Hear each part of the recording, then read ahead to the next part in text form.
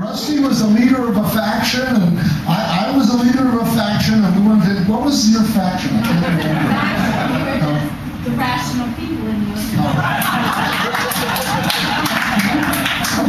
And one other thing I want to say about Rusty is she just today, Rusty is a historian, and she just today came back from Vietnam, and she has a lot to say.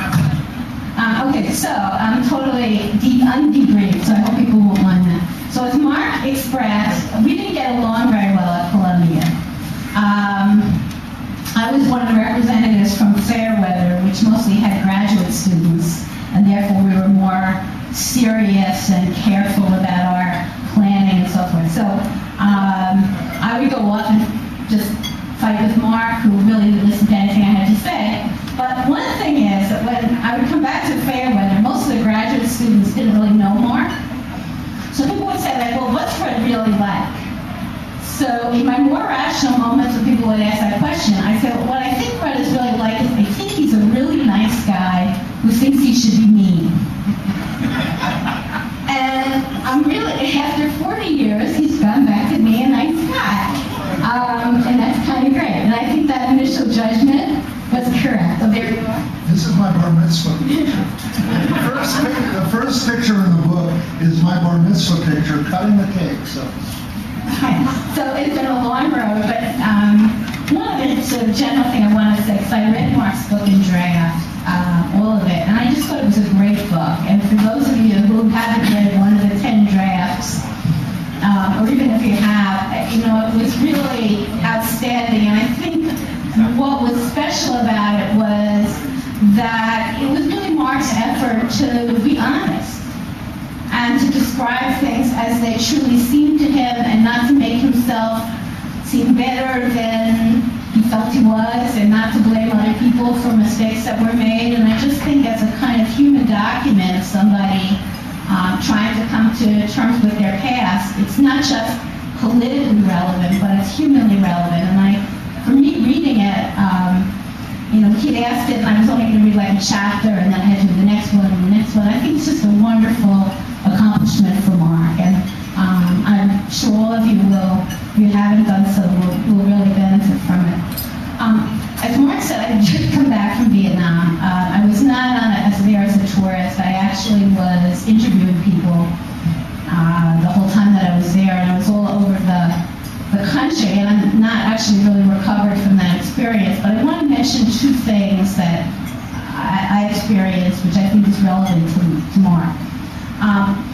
Almost every place that I went, and I had arranged interviews, people were very friendly and nice and gracious. The one place people were not nice and gracious was in Hue. And in Hue, people were still pissed off 40 years later. And I had meetings with them, and we weren't getting along very well. And I had actually asked to go see Hamburger Hill, which is actually a mountain, a place where a lot of Americans died. And they didn't even want to take me there, so they actually didn't. But instead, they decided that what I needed to do was go through the Asho Valley, which was a place that the United States had defoliated and ruined all of the land for hundreds of miles. And they showed me the places where they were just now getting to reforest. And then they showed me the places that they hadn't gotten to, and they took me, through like villages with still polluted water, so polluted that the people who escorted us, and let me just say they were Vietnam vets as well as the present Vietnam Army. This place was so polluted that when we left, they all scraped their shoes. And they dragged us to this village where people had all kinds of deformations and deaths because of the war.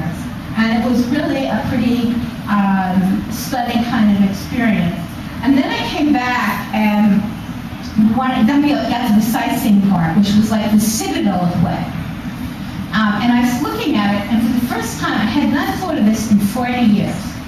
But suddenly I remembered that just a couple weeks before the Columbia strike, what we were all watching on television was the U.S. Marines outside of the citadel of Hue shooting that place, and having news reporters talk about the ancient city of Hue and temples and historical relics, and just watching that place be destroyed. And I haven't thought of that in decades, even though I'm a historian, so I'm sort of paid to do that. And I was thinking that, we all talk about, we protested because the University of Law, was part of the ID, they're doing research for the Defense Department, or, we hated the war. But the truth is, I think for most of us, I think I speak for everyone, we didn't experience something called the war. We experienced a set of episodes that we watched on television. And whether it was American soldiers storming Quay, whether it was kids screaming, whether it was American soldiers setting fire to villages, that's in fact what drove us all crazy. And going to Vietnam and going to place after place and talking to people and being reminded of what happened to the land and to the people, and hearing people in meetings say, my father, the Americans came to my village and they shot my father in the head. And 40 years later, as the man is telling this, he's still weeping. And in places where people wanted to come talk to an American because they had never gotten to tell their stories before.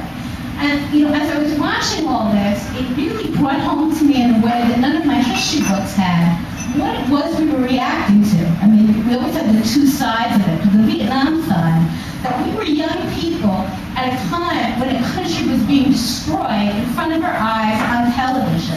And the reality is that in 1968, the grown-ups weren't doing a hell of a lot better. Later we had businessmen for ending the war and doctors for ending the war and this group and that group. But the fact of the matter is that in 1968, the only people as a group who were speaking out and saying, you cannot do this to this country, were students. And I thought, now that I'm a mother and even a grandmother, and I think about how young we were, it's amazing to me, but the fact is that in looking back at that time, that is a really important context for thinking about what we were doing. And we had disagreements with each other about the best way to go about that.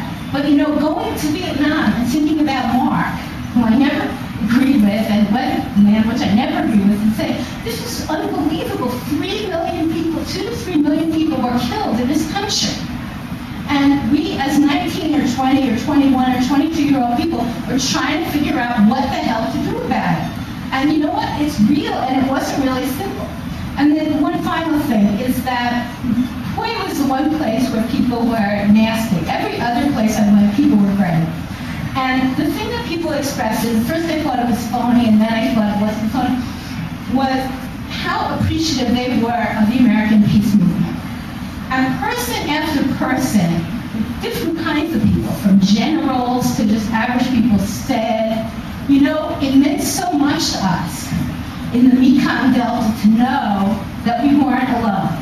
It meant so much to us to know that there actually were people out there who cared about us.